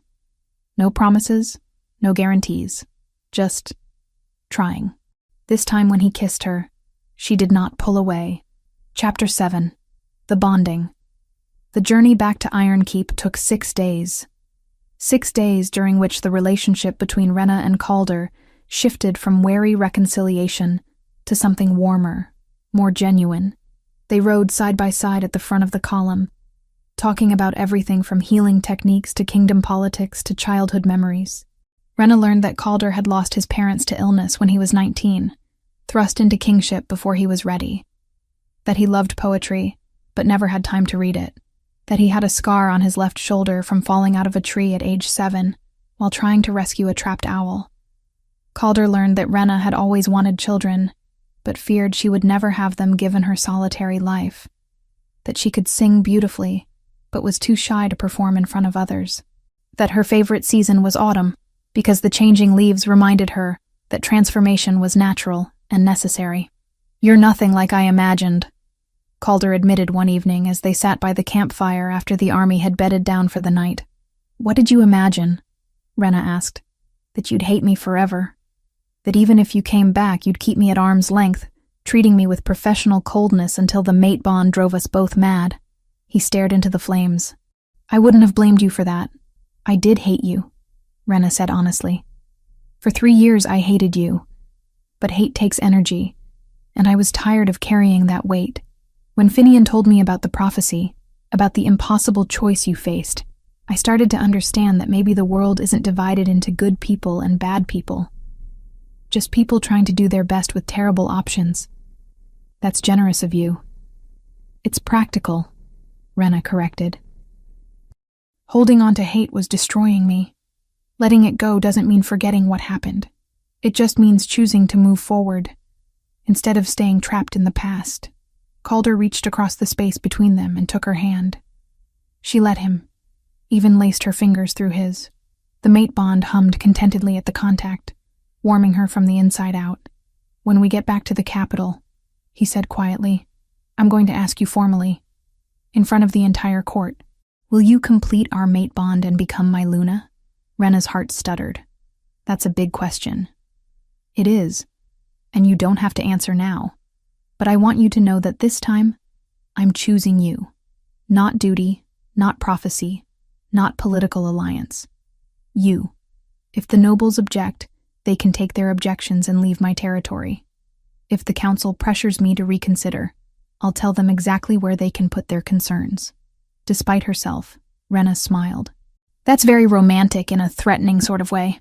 I've had 3 years to practice my romantic speeches, Calder said. Though admittedly, most of them sounded better in my head. They arrived at Iron Keep to cheering crowds and celebration. The Northern Rebellion was broken, the kingdom secured, and their Alpha King had returned victorious. Banners flew from every tower, and the scent of roasting meat drifted through the streets as the city prepared for festivities. But Calder had more immediate concerns than celebrations. He called an emergency council meeting within hours of their return, with Rena seated at his right hand where the Luna would traditionally sit. The council members noticed, their expressions ranging from curious to concerned. Thank you all for gathering on such short notice, Calder began, standing at the head of the long council table. I have several announcements to make regarding the future of this kingdom. He proceeded to outline the terms of the rebel surrender, the trials that would be held for the captured leaders, and the reforms he intended to implement in the northern territories to address the grievances that had sparked the rebellion in the first place. Then he turned to personal matters. As you're all aware, 3 years ago I rejected my true mate for political reasons. I was told that completing the mate bond would spark opposition from noble houses and potentially lead to civil war. I chose duty over personal happiness, believing I was protecting the kingdom. The council members shifted uncomfortably. Several of them had been part of those pressure campaigns 3 years ago. That decision, Calder continued, led directly to Lady Genevieve's betrayal and the Northern Rebellion. My political marriage collapsed into treason. The war I tried to prevent happened anyway. Hundreds died because I thought I knew better than the moon goddess. He turned to look at Rena, and his expression softened. I will not make that mistake again. Rena Whitmore is my true mate, chosen by forces greater than political expedience. She saved my life on the battlefield. She saved it again when assassins attacked. She has proven herself 1,000 times over as a healer, a strategist, and a woman of exceptional courage. Victor stood from his seat, and Rena tensed, expecting opposition. But the beta simply smiled and began to clap. One by one, the rest of the council joined in, until the room echoed with applause. When it quieted, Victor spoke. Your Majesty, I think I speak for the entire council when I say that we support this decision wholeheartedly. Lady Rena has already proven herself worthy of the Luna title through her actions. The kingdom will be strengthened by having her at your side. Calder looked surprised, then pleased. Thank you, Victor. Though I should note that even if you had objected, my decision would remain the same. Finian, who had been invited to attend as chief healer, raised his hand. If I may, Your Majesty, there is the matter of the bonding ceremony itself. Such events typically take months to plan properly. Then we'll do it in 3 weeks, Calder said. I've waited 3 years already. I'm not waiting months more. More discussion followed about logistics, guest lists, and ceremonial requirements. Through it all, Rena sat quietly, processing the reality of what was about to happen. She was going to become Luna, queen of all shifter territories. The woman who had fled the capital in shame would return to rule it. The irony was not lost on her. After the council meeting, as servants rushed to begin preparations, Calder pulled Rena aside into a private chamber. Was that too much? I should have consulted you before making such a public declaration. It was very much you, Rena said. Direct, decisive, slightly overwhelming. But yes, you should have asked first. I'm sorry. I got caught up in the moment, wanting to make sure everyone knew that this time was different. That this time I was choosing you publicly and irrevocably. Rena stepped closer to him. Close enough that she had to tilt her head back to meet his eyes. Calder, I understand what you're trying to do. You're trying to prove that you've changed, that you won't abandon me again. But I need you to understand something. I'm choosing this too. Not because you're the Alpha King, not because the mate bond demands it, but because despite everything, despite the hurt and the years apart, I still love you. It was the first time she had said those words aloud. They hung in the air between them, powerful and terrifying. Calder's arms came around her, pulling her close. I love you too. I never stopped.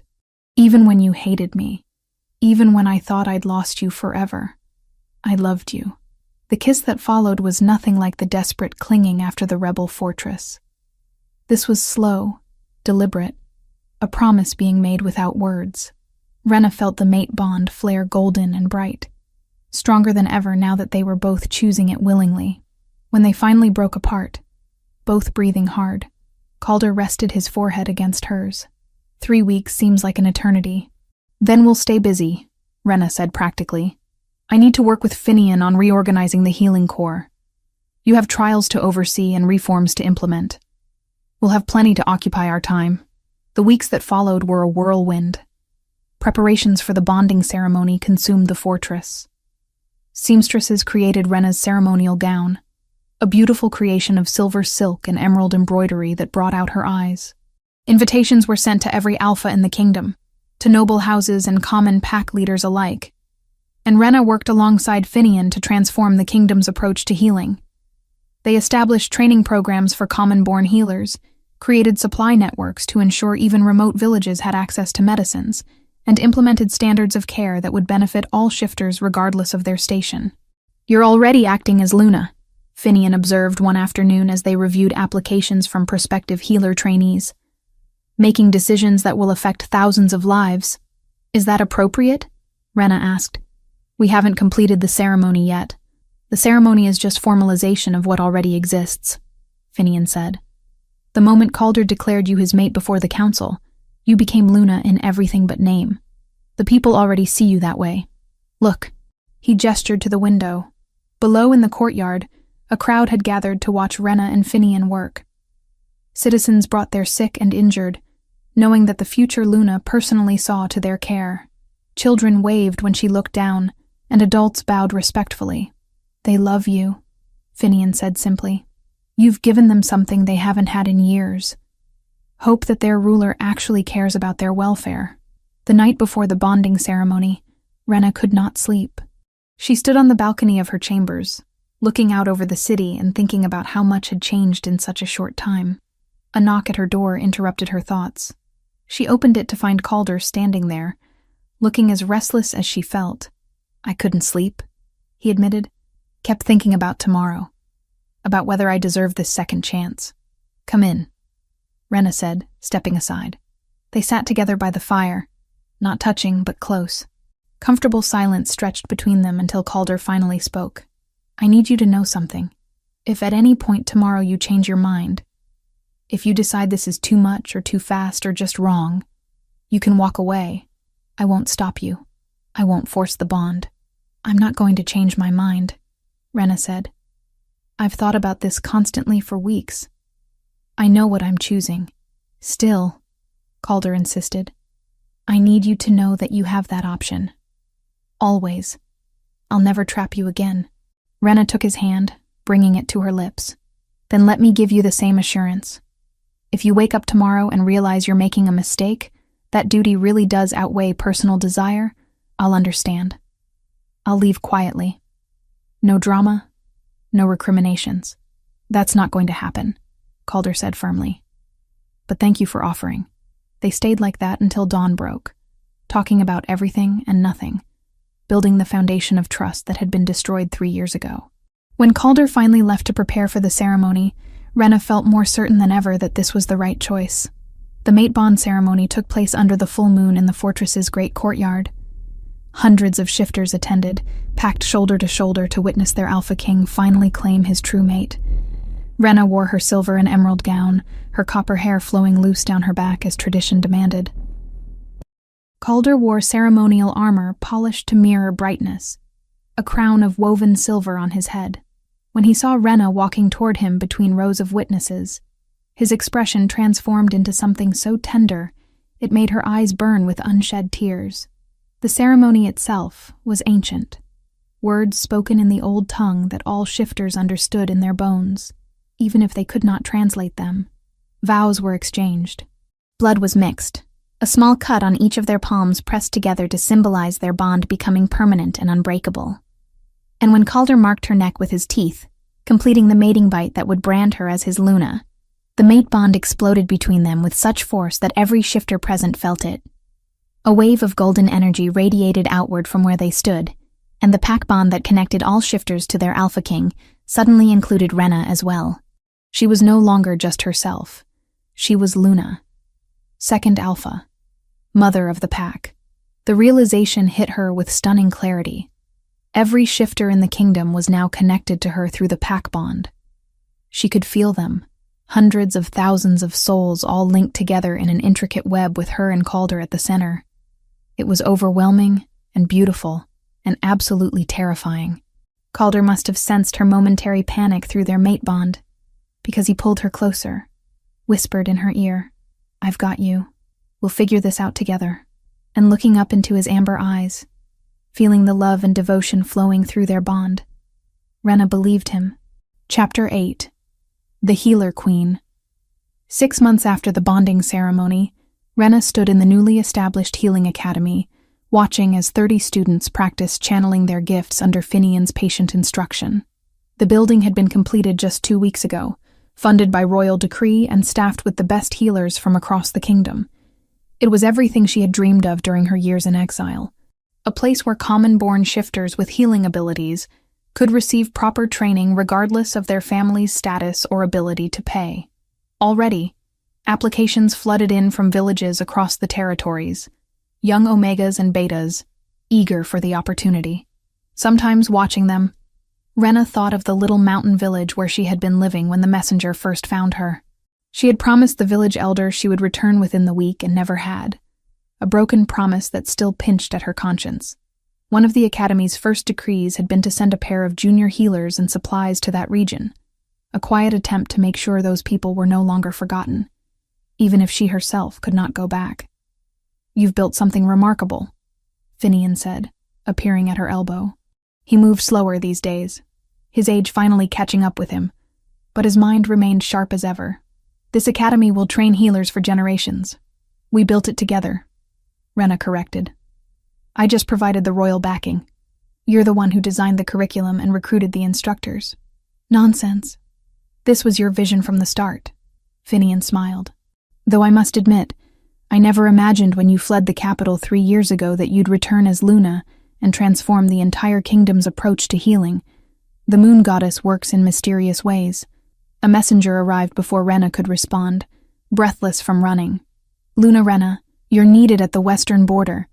There's been an outbreak of some kind. Dozens ill, several dead already. The local healers can't identify the cause." Rena's mind immediately shifted into crisis mode. "What are the symptoms? High fever, bleeding from the nose and mouth, disorientation? It spreads quickly through close contact. That sounded like poisoning, not disease. Gather a medical team. I want 5 of our best healers ready to travel within the hour. And send word to the king that I'm heading west." "Luna, shouldn't you wait for His Majesty's permission?" the messenger asked hesitantly. "I'm Luna," Rena said firmly. "I don't need permission to respond to a medical crisis. Now go." Within 2 hours, Rena was riding west with her medical team and an escort of 20 guards. Victor had insisted on the guards despite her protests, citing security concerns. The memory of assassins and rebel attacks was still fresh. The journey took 3 days, and with each passing mile, Rena felt growing unease through her connection to the pack bond. Something was very wrong. She could sense the suffering of the afflicted, their pain and fear radiating through the invisible web that connected all shifters in the kingdom. The village where the outbreak centered was small, perhaps 200 residents, situated near the border with what had once been rebel territory. As Rena rode through the gates, the devastation became apparent. Bodies wrapped in shrouds waited for burial. Survivors moved through the streets with the hollow-eyed look of those who had lost too much. The local healer, an elderly beta named Thomas, met them with obvious relief. "Luna Rena, thank the goddess you've come. We've lost 23 already, and at least 40 more are sick. I've tried every treatment I know, but nothing works. Show me the patients," Rena said, dismounting, "and tell me everything you've observed." Thomas led her to a makeshift infirmary where the sick lay on pallets. The sight and smell hit her immediately. These people were dying, their bodies shutting down in ways that suggested toxic poisoning rather than natural illness. Rena knelt beside the nearest patient, a young woman barely conscious. She placed her hands on the woman's forehead and reached out with her healing senses, trying to identify what was wrong. What she found made her blood run cold. "It's not a disease," she said quietly. "It's poison. Someone contaminated the water supply." Thomas's face went pale. "But who would do such a thing? We're just a farming village. We have no enemies. You're on the border of former rebel territory," Rena said. "This could be retaliation. The last revenge of Tobias's brother's followers." She stood and addressed her medical team. "We're dealing with magical poisoning. Standard antidotes won't work. We need to use direct healing to purify each patient's system individually." The work was exhausting and heartbreaking. Of the 40 sick, they managed to save 28. The rest were too far gone, the poison having damaged vital organs beyond repair. Rena channeled healing energy until she could barely stand, then pushed herself to continue. Each life saved mattered. Each death felt personal. On the second day, while treating a child who had been poisoned, Rena identified the specific toxin. It was a rare substance derived from a particular mountain flower, processed through alchemical means to enhance its lethality. The same kind of enhancement that had been used on the champion during the challenge fight weeks ago. "Someone with alchemical knowledge did this," she told Victor, who had arrived with reinforcements midway through the crisis. "And they chose this village deliberately. It's close to water sources that feed into other settlements. If we hadn't contained it here, this could have spread across half the kingdom. Then this was a test, Victor said grimly. Someone wanted to see if this method of attack would work before deploying it on a larger scale. Rena felt sick. How many more villages were at risk? How many innocent people would die because rebels wanted revenge against Calder? We need to find out who's making this poison and stop them, she said. Can you track down the source? Already on it. We captured 3 men trying to flee the village yesterday. They're being interrogated now. By the 3rd day, the crisis had stabilized. No new cases emerged, and most of the survivors were recovering. Rena stood by the village well, watching as soldiers dumped bucket after bucket of contaminated water and prepared to dig a new well in a safer location. Luna, one of the guards, approached with a young man in chains. This is one of the prisoners. He says he has information you need to hear directly. The prisoner was barely out of his teens, his face bruised from interrogation, but his eyes defiant. You're the healer queen, he said. The one who saved the Alpha King. I am, Rena confirmed. What do you know about the poisoning? It wasn't meant to hurt anyone, he said quickly. We were just supposed to test the delivery method. Make sure the poison could be introduced into water supplies undetected. But something went wrong. It was too concentrated, too lethal. Who ordered this? The young man hesitated, fear flickering across his face. If I tell you, they'll kill me. They have people everywhere, in your fortress, in your guard, in positions you'd never suspect. I can protect you, Rena said. But only if you cooperate fully. Who gave the orders? A network, he said. Not rebels exactly, but people who benefited from the old system. Nobles who lost power when the Alpha King started his reforms. Merchants whose monopolies were broken. Even some healers who resented common-born people being trained. He looked directly at Rena. They call themselves the Restoration, and their goal is to restore the kingdom to what it was before you, and the king started changing everything. Rena felt ice spread through her chest. This was bigger than rebel remnants seeking revenge. This was organized opposition to everything she and Calder had been trying to build. How many members does the Restoration have? I don't know exactly. Maybe a few hundred across the kingdom. But they're well-funded and patient. This poisoning was just one small test. They're planning something much bigger. Victor moved closer, his expression dark. What kind of something bigger? I don't know the details. I'm too low in the organization. But I heard whispers about the autumn gathering, when all the regional alphas come to the capital. Something about making a statement that can't be ignored. The autumn gathering was in 2 months. Hundreds of important shifters would be in one place, vulnerable to exactly this kind of coordinated attack. We need to get this information to Calder immediately, Rena said. And we need to start vetting everyone with access to the fortress, the water supply, the food stores. If they have people embedded in our systems, we're all at risk. The journey back to Iron Keep was tense and hurried. Rena pushed their pace as hard as she dared, aware that every day of delay could give the Restoration time to move their plans forward. When they finally reached the capital, she went straight to Calder's chambers, still travel-stained and exhausted. He took one look at her and pulled her into his arms. I felt your exhaustion through the bond, he said quietly. How bad was it? 12 dead before we could intervene. Another 11 we couldn't save. 28 survived. Rena's voice cracked slightly. And it's going to happen again unless we stop them. She explained everything about the Restoration, about the prisoners' information, about the threat to the autumn gathering. Calder listened with growing fury. His jaw clenched so hard she could hear his teeth grinding. They poisoned a village to test their methods, he said flatly. Killed innocent people as an experiment. Yes.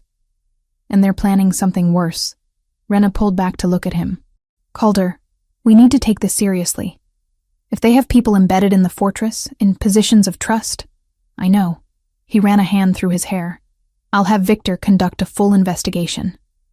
Anyone with suspicious connections or unexplained wealth, we'll root them out. Over the following weeks, the investigation uncovered a web of conspiracy that shocked even Rena. 3 servants in the fortress were arrested for feeding information to the Restoration. A minor noble who served on the council was found to have been embezzling funds to finance their operations. Even one of the healers at the academy, not one Rena had recruited, but one left over from the old system, was discovered to be sabotaging treatments for common-born patients. Each arrest felt like a betrayal. These were people they had trusted, people who smiled and bowed and swore loyalty, while secretly working to undermine everything Calder and Rena were building. But there was one piece of good news. Finian, using information from the captured conspirators, developed an antidote to the poison. It was complex to produce and required rare ingredients, but it worked. Rena immediately ordered it mass-produced and distributed to healers across the kingdom.